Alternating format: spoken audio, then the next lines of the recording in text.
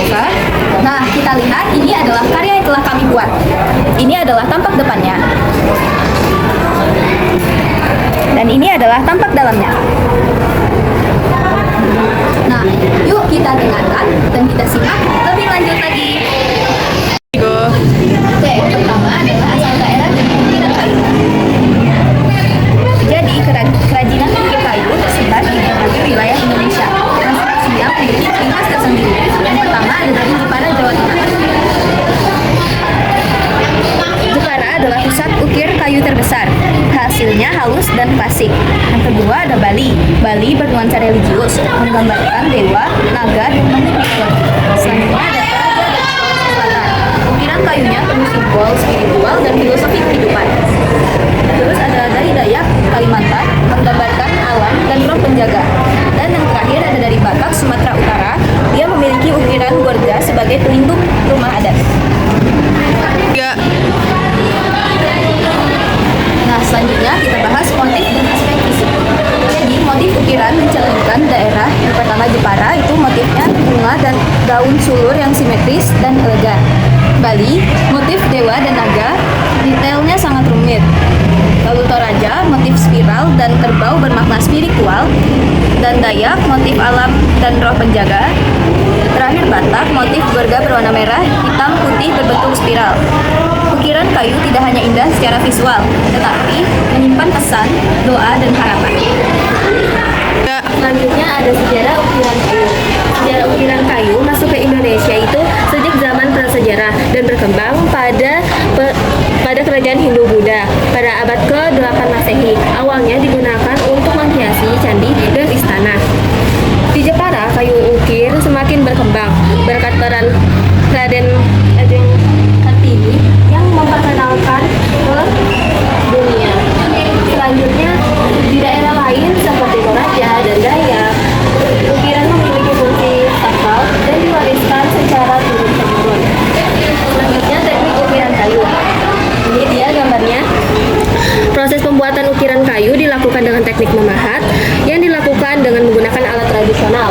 Langkah-langkahnya, pertama kalian bisa menentukan desain terlebih dahulu. Setelah menentukan desain, kalian bisa membuat gambar polanya dulu yang akan dipahat. Setelah itu, kalian bisa memahat kasar dulu. Setelah memahat kasar, bisa dihaluskan. Setelah dihaluskan, kita bisa setelah mengamplas. Selanjutnya bisa finishing dengan cat atau juga bisa dengan varnish.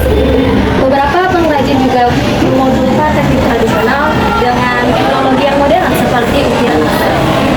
Selanjutnya ada alat dan bahan yang digunakan untuk ukiran kayu. Yang pertama, alatnya dia menggunakan pahat, palu kayu, pisau ukir, amplas, kuas, dan alat finishing. Kemudian ada juga bahan utama yaitu kayu jati, kayu mahoni, luar, nangka, kulit, dan cendana. Tergantung pada gaya masing-masing. Kemudian ada bahan pelengkapnya juga yaitu pelitur, cat alami, varnish, dan lem kayu.